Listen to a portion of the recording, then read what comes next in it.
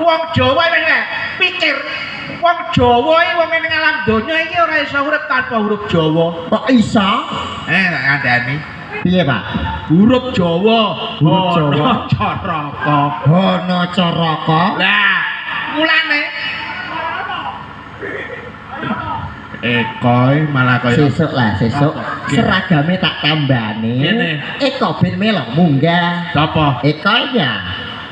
Apa tau munggah diantemi penonton. Lho, kok iso lho, Pak? Iya. Kok Eko. Eko iki lolone manggon ngarep. Kok dekne. Ho, no. Nah, mulane wong Jawa, wong urip ning alam dunya ora iso urip tanpa huruf ana caraka. Ho. Ho. Wong ora iso urip tanpa hawa.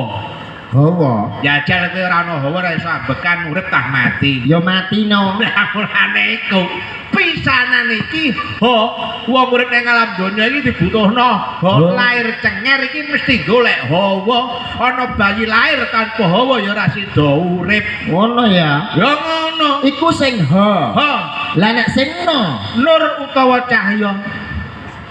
Bayi lahir ning alam donya cenger iki sing didelok ora bocah wedok ayu, ora wong lanang ganteng, nanging lahir cenger iki mesti sing didelok cahya senajan remeng-remeng. Iku lak sing no. Sing no. Iya, Nur utawi cahaya. Iya ta ora? Iya Bayi bener.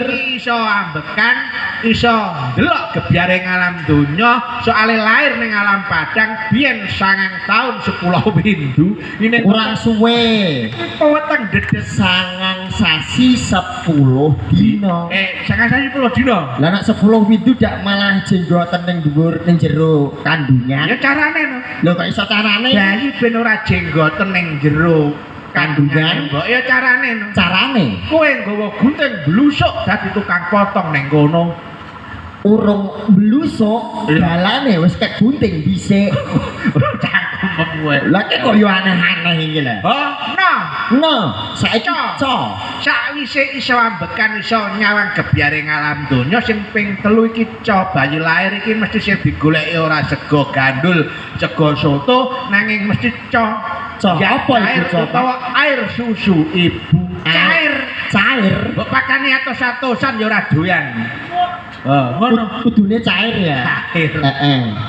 Air susu ibu. Air susu ibu iki disingkat ASI. ASI. Air susu ibu disingkat ASI. lah nek air susu umum ASI. Ojo saru lho, Pak. air susu ibu ASI. Nek air susu umum Wah, ojo marai sing saru-saru, Go. wong kowe Air susu ibu ASI. Lah nek air susu umum asu. nyatek sing sampean niku kok. Iya ora.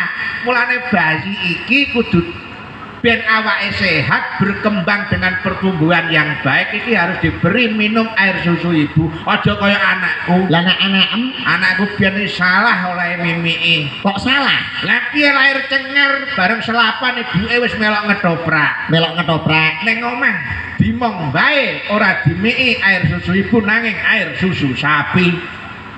Kok iso air susu sapi iku lho? Lah susu kotoko Susu kaya SDM barang iki. SDM. Heeh. Iku ora susu sapi ya. Susu sapi Mulane difermentasi. saiki anakku ya kaya sapi. Kok iso kaya sapi? Lah piye anggere ngono ngaji karo bolong-bolong jawabane persis sapi. Jawabane Moh. Ayo kono mah bapak tugasno rokok moh. Ayo iki wis sore. Iki dalu-dalu ndang ngadus ben resik ben ketok ganteng. Moh. Ya gara-gara air susu toko. air susu toko. Iya. Hono co. Saiki sing Roy jelas wong urip ning alam donya mesti ijeh duwe rasa. Ngono nek wis ora duwe rasa dijiwit wis ora krasa berarti iki wis wonge ora urip ngono lho. Siarno ya. Iya karena Saiki sing pungkasan. Nah, iya sing kok takut terus ya cerita. lho jarene hono caraka. Sar. Ya, kayak astronot kowe. Iki cahya Mardika. Iki ora gonem lho ketoprak iki. Ya nganti takon dendo Eko kowe. Eko KM kene. Anu. Saman jak sisan. Dadi ben Kok malah kon ngajak kancane mulai iki karepe piye? Nek ngabuh sapa nak sampean mulai? Lah untung dekne dijak prei dijak kene. Uja untung lara rezeki.